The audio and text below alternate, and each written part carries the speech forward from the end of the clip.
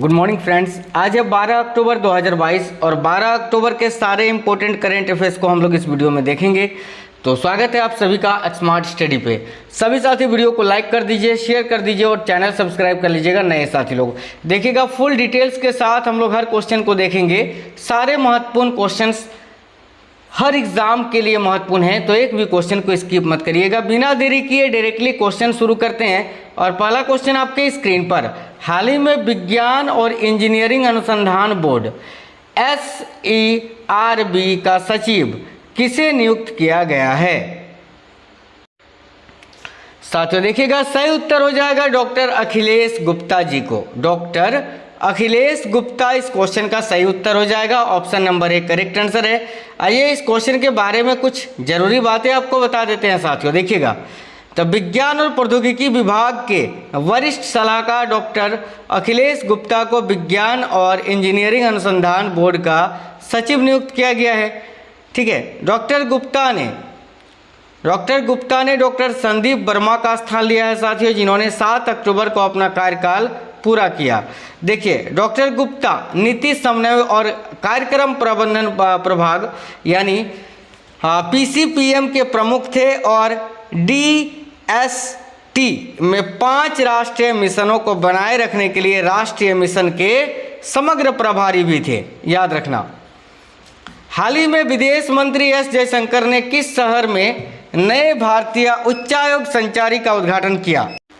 साथियों सही उत्तर हो जाएगा वेलिंगटन करेक्ट आंसर है। ऑप्शन नंबर बी यहाँ आपका सही उत्तर हो जाएगा। देखिए, इस क्वेश्चन के बारे में भी जान लेते हैं। तो न्यूजीलैंड की अपनी यात्रा के दौरान विदेश मंत्री S जयशंकर ने वेलिंगटन में नए भारतीय उच्चायोग चांसारी का उद्घाटन किया। ठीक है, भारत और न्यूजीलैंड की नौसेनाओं ने व्हाइट शिपिंग इंफॉर्मेशन एक्सचेंज पर भी समझौते पर हस्ताक्षर किए। साथ ही साथ समझौता समुद्री क्षेत्र में अधिक पारदर्शिता को बढ़ावा देगा।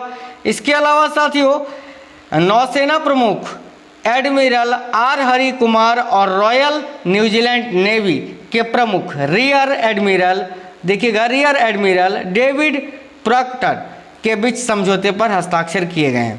भारत न्यूजीलैंड का 11वां सबसे बड़ा 2 वे ट्रेडिंग पार्टनर है साथियों। भारत मुख्य रूप से न्यूजीलैंड को फार्मास्यूटिकल्स, दवाओं, कीमती धातुओं और रत्नों, वस्त्रों और मोटर वाहनों का निर्यात करता है।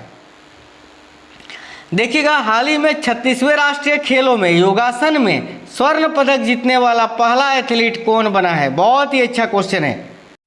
तो साथियों, 36वें राष्ट्रीय खेलों में योगासन में स्वर्ण पदक जीतने वाला पहला एथलीट, याद रखिएगा सभी साथी, पूजा पटेल है ना। पूजा पटेल इस क्वेश्चन का सही उत्तर हो जाएगा। आइए इस क्वेश्चन के बारे में जान लेते हैं। तो 36वें राष्ट्रीय खेलों में गुजरात की पूजा पटेल योगासन में स्वर्ण पदक जीतने वाली पहली एथलीट बन गई हैं। पूजा पटेल ने पारंपरिक योगासन वर्ग में स्वर्ण पदक जीता। देखिए, योगासन 2022 में पहली बार राष्ट्रीय खेलों में खेले जाने वाला 5वां खेलों में से एक है। इस भारतीय स्वदेशी खेल ने 2022 की शुरुआत में खेलो इंडिया यूनिवर्सिटी गेम्स में अपनी शुरुआत की, याद रखना। केंद्र सरकार और भारतीय जीवन बीमा निगम ने हाल ही में किस बैंक में अपनी 60.72% हिस्सेदारी बेचने का फैसला किया है? तो याद रखना IDBI बैंक में। IDBI बैंक ऑप्शन नंबर भी सही उत्तर हो जाएगा। देखिएगा, केंद्र सरकार और भारतीय जीवन बीमा निगम यानी LIC ने IDBI बैंक में अपनी 60.72% हिस्सेदारी बेचने का फैसला किया है। ठीक है, वर्तमान में यह दोनों IDBI बैंक में 94% के करीब हिस्सेदार रखते हैं, जिसमें केंद्र की 45.48% और LIC की 49.24% हिस्सेदारी है।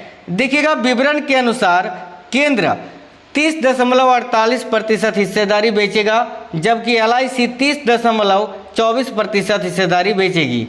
यह भारत में सार्वजनिक क्षेत्र के किसी बैंक के निजीकरण का पहला प्रयास होगा।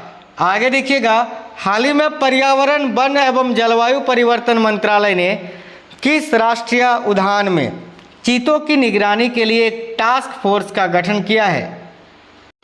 तो साथियों सही उत्तर हो जाएगा option number 1 Kuno national park. Kuno national park correct answer है। देखिएगा पर्यावरण वन एवं जलवायु परिवर्तन मंत्रालय ने मध्य प्रदेश के कूनो राष्ट्रीय उद्यान में चीतों की निगरानी के लिए एक टास्क फोर्स का गठन किया है। टास्क फोर्स का गठन चीतों के स्वास्थ्य की प्रगति की समीक्षा और निगरानी करने, क्वारंटाइन करने और पूरे क्षेत्र की सुरक्षा स्थिति की निगरानी करने के लिए किया गया है। इसके अलावा यह 2 साल की अवधि के लिए कार्य करेगी, ये भी याद रखना। देखिएगा आगे, हाल ही में association of mutual funds in India, ठीक है, AMFI के अध्यक्ष के रूप में फिर से किसे चुना गया है ना। देखिएगा तो साथियों इस क्वेश्चन का सही उत्तर हो जाएगा ए बाला सुब्रमण्यम जी को। Option number B correct answer है। देखिएगा आदित्य बिरला सन लाइफ के MD और CEO ए बाला सुब्रमण्यम को association of mutual funds in India के अध्यक्ष के रूप में फिर से चुना गया है, जबकि एडलवाइस की MD राधिका गुप्ता को association of mutual fund in India के उपाध्यक्ष के रूप में फिर से चुना गया है।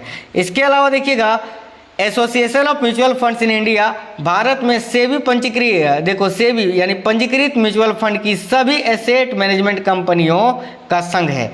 वर्तमान में 44 AMC इसके सदस्य हैं, ये भी याद रखेंगे। आगे देखिएगा हाल ही में यूरोपीय संघ की संसद ने एक नया कानून पारित किया है जिसमें कहा गया है कि सभी नए स्मार्टफोन, टैबलेट और कैमरों में एक ही मानक चार्जर होगा। यह नया कानून कब से लागू होगा? साथियों याद रखिएगा 2024 से। ऑप्शन नंबर सी सही उत्तर है।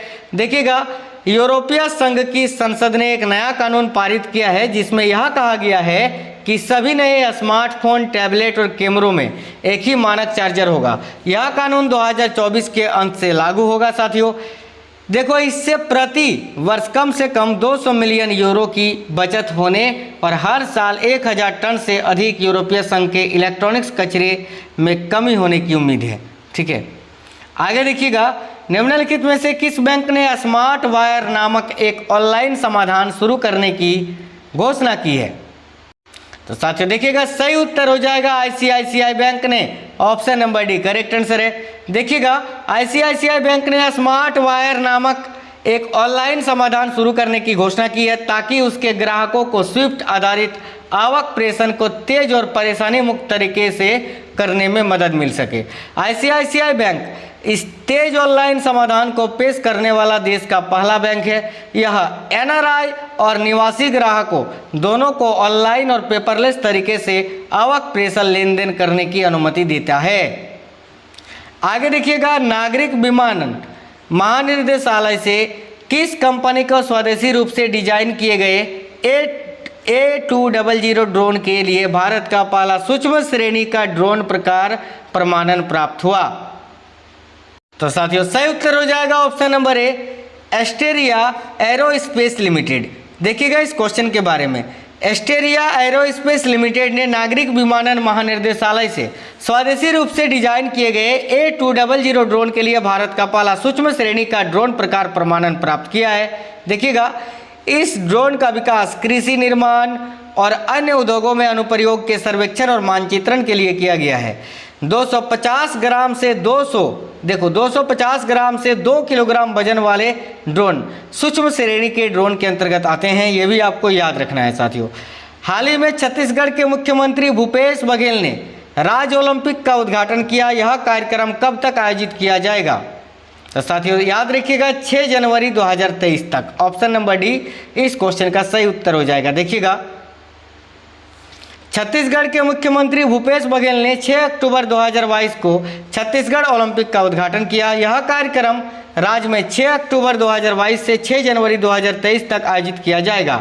ओलंपिक में टीम और सिंगल श्रेणी में 14 तरह के पारंपरिक खेलों को शामिल किया गया है, जैसे कि गिल्ली डंडा, पिहूल, लंगड़ी दौड़, बंटी यानी कांचा, बिलास, फुगड़ी और गेड़ी दौड़ आदि प्रतियोगिताओं का आयोजन होगा साथियों इसमें। ठीक है, आगे देखिए वर्ष 2022 में किस दिन को विश्व मुस्कान दिवस के रूप में मनाया गया? साथियों याद रखिएगा 7 अक्टूबर को। Option number A correct answer हो जाएगा। देखिएगा विश्व मुस्कान दिवस हर साल अक्टूबर के पहले शुक्रवार को मनाया जाता है। इसका कोई भी डेट फिक्स नहीं है साथियों। ठीक है, शुक्रवार देखो अक्टूबर महीने के पहले सप्ताह के जो पहला शुक्रवार आता है उसी दिन को वर्ष 2022 में यह 7 अक्टूबर को मनाया गया था। विश्व मुस्कान दिवस पहली बार 1999 में हावरे बॉल द्वारा मनाया गया था। ठीक है, हावरे बॉल अमेरिका के मैसाचुसेट्स के एक कलाकार थे जिन्होंने 1963 में स्माइली फेस बनाया था। विश्व मुस्कान दिवस की थीम हर साल एक ही रहती है साथियों, है ना, याद रखना, बहुत ही बड़ा पॉइंट है, ये इम्पोर्टेंट पॉइंट है कि विश्व मुस्कान दिवस की थीम जो है साथियों वो हर साल एक ही रहती है। और क्या रहती है, तो do in act of kindness help one person smile, याद रखना, है ना। आगे देखिएगा, भारतीय वायुसेना दिवस कब मनाया गया, तो साथियों तो सभी को पता है कि 8 अक्टूबर को मनाया जाता है। ऑप्शन नंबर ए सही उत्तर हो जाएगा। देखिएगा, भारतीय वायुसेना दिवस इंडियन एयरफोर्स डे ये हर साल 8 अक्टूबर को मनाया जाता है। भारतीय वायुसेना, ठीक है, 8 अक्टूबर 2022 को अपना 90वां स्थापना दिवस मनाई। भारतीय वायुसेना की स्थापना 8 अक्टूबर 1932 को हुई थी, याद रखना। भारतीय वायुसेना का आदर्श वाक्य क्या है, तो याद रखिएगा, नभ स्पृश दीप्तम। भारतीय वायुसेना की स्थापना के समय देश के पास 6 RAF ट्रेड अधिकारियाँ, 19 वायुसैनिक और साथियों देखिएगा, और यूनिवर्सिटी में 4 वेस्टलैंड IIA वायुप्लेन भी थे। आज़ादी के बाद सर थॉमस W एल्महर्स्ट को भारतीय वायुसेना का पहला चीफ एयर मार्शल बनाया गया था। वह 15 अगस्त 1947 से 22 फरवरी 1950 तक इस पद पर बने रहे थे। भारतीय वायुसेना का मुख्यालय नई दिल्ली में है साथियों। भारतीय वायुसेना के प्रमुख एयर चीफ मार्शल कौन है, तो विवेक राम चौधरी, याद रखना, विवेक राम चौधरी। देखिएगा आगे, हाल ही में 3 साल की अवधि के लिए यस बैंक का प्रबंध निर्देशक और मुख्य कार्यकारी अधिकारी किसे नियुक्त किया गया है, बहुत ही अच्छा क्वेश्चन है। तो साथियों सही उत्तर हो जाएगा प्रशांत कुमार जी को। आइए इस क्वेश्चन के बारे में भी जान लेते हैं। बैंकर प्रशांत कुमार को 3 साल की अवधि के लिए यस बैंक के प्रबंध निर्देशक और मुख्य कार्यकारी अधिकारी यानी MD और CEO के रूप में नियुक्त किया गया है। रिजर्व बैंक ऑफ इंडिया ने प्रशांत कुमार की नियुक्ति को मंजूरी दी है। बैंक में शामिल होने से पहले प्रशांत कुमार SBI के उप प्रबंध निर्देशक और CFO यानी चीफ फाइनेंस ऑफिसर भी थे, याद रखना। नोबेल पुरस्कार 2022 की विजेता एनी अर्नक्स ये किस देश की लेखिका हैं, तो याद रखिएगा साथियों, फ्रांस की। साहित्य के क्षेत्र में इनको नोबेल पुरस्कार दिया गया है इस बार, याद रखना। देखिएगा, फ्रांस की लेखिका एनी अर्नक्स को साहित्य में 2022 के नोबेल पुरस्कार के विजेता के रूप में घोषित किया गया है। ये 82 वर्षीय लेखिका हैं। इनके उपन्यासों के लिए जाना जाता है, ठीक है, जो वर्ग और लिंग भेद के व्यक्तिगत अनुभव पर आधारित है। एनी अर्नक्स द्वारा लिखी गई 20 से अधिक पुस्तकें दशकों में फ्रांस में स्कूली पाठ है। इस वर्ष साहित्य पुरस्कार के दावेदारों में से एक भारत में जन्मे लेखक सलमान रुश्दी भी थे, ठीक है, याद रखना। विश्व बैंक की रिपोर्ट के अनुसार चालू वित्त वर्ष 2022-23 में भारत के सकल घरेलू उत्पाद का अनुमान कितना है, तो साथियों देखिएगा सही उत्तर हो जाएगा 6.5%।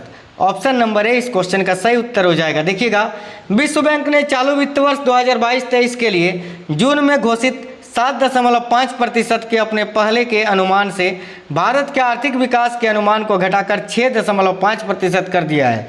यह तीसरी बार है जब विश्व बैंक ने फाइनेंशियल ईयर 2023 में भारत के लिए अपने सकल घरेलू उत्पाद के विकास के पूर्वानुमान को संशोधित किया है। जून 2022 में इसने भारत के लिए अपने फाइनेंशियल ईयर 2023 GDP विकास पूर्वानुमान को घटाकर 7.5 कर दिया था, जैसे कि मैंने आप लोगों को पढ़ाया था। इससे पहले अप्रैल 2022 में इसने पूर्वानुमान को 8.7 से घटाकर 8% कर दिया था, ठीक है। हाल ही में टेलीकॉम कंपनी ऑप्टस साइबर हमले की चपेट में आई। यह किस देश में स्थित है, तो साथियों देखिएगा सही उत्तर हो जाएगा ऑस्ट्रेलिया में।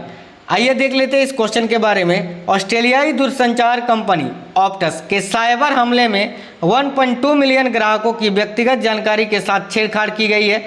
इसे देश के सबसे बड़े साइबर उल्लंघनों में से एक माना जा रहा है। यह घटना 10 मिलियन ग्राहकों को प्रभावित किया है, जो ऑस्ट्रेलिया की आबादी का लगभग 40% के बराबर है।